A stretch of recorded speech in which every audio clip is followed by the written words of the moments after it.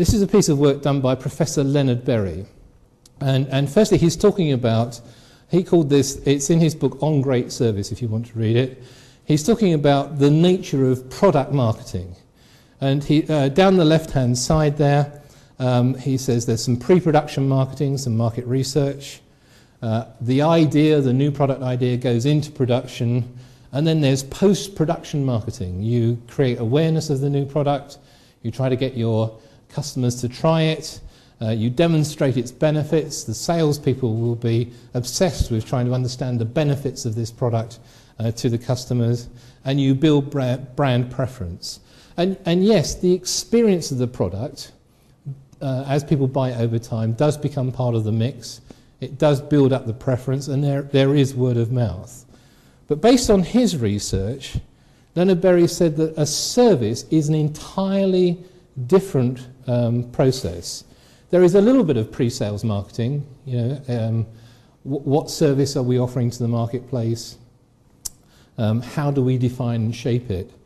But that little box in the middle there, with the blue triangle, what he said was that with a service, the customer is in the factory.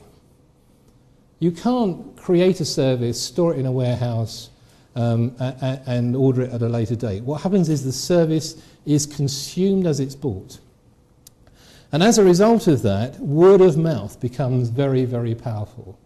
And customers, as they experience a service, talk about it, and the task of a marketeer is to build the reputation of a service and to turn it into something that draws in other customers.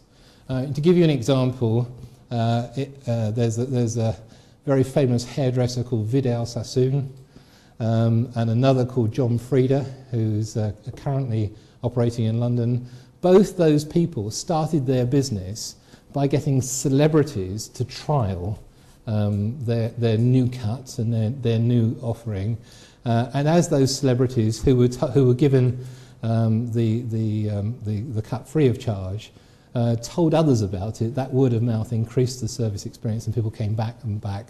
And both John Frieda and Vidal Sassoon became the in place, the sexy place to get your hair cut. So what Leonard Berry is saying is that the marketing of service is much more experiential. In fact, there is quite a body of work on the marketing of services. It's about 20 years old.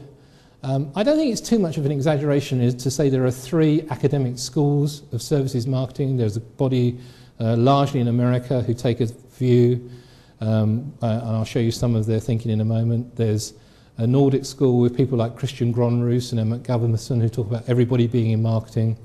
But the thing about this body of work is there's been really good application of the scientific process, particularly in America. They've said the economies of the West and the developed economies are becoming more and more service dominant.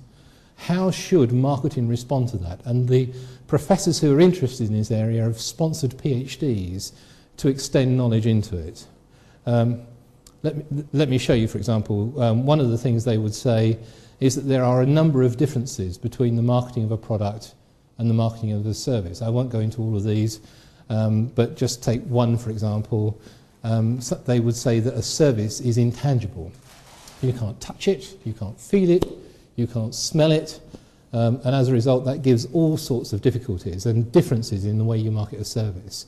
Some human beings can only buy a product if it's right in front of their nose and they can see it. Here's a nice product. Here it is. I can touch it, I can feel it, I can look at it, I can even try it on, and that helps me to buy. Whereas with a service, you've got nothing. It's completely intangible. So people who market services have to create different techniques to make the intangible tangible. Let me dramatise that one more time. Have you ever experienced post-purchase distress, or cognitive dissonance, as they call it in the textbooks? Have you ever? Yeah? It's that feeling when you go home having bought something, you think, should I have done that? Should I have done that? I remember I was walking through one of the London big stores, and there was this coat. It was Fortnum & Mason, and there was this beautiful cashmere coat, and it just called to me. It did. This is absolutely true. There was this voice, and it called to me from, I've got this intuitive sense, and it called to me, and I tried it on, and it fitted like a glove. It was fabulous. And I did. I just bought it. And it cost me an arm and 3 legs. And on the way home, I was thinking, God, should I have done that? She's going to tell me off. But at least I had the coat. You know, I could touch the coat, I could show the coat. And now, years later, I've still got the coat, and I love the coats. But with a service, you've got nothing.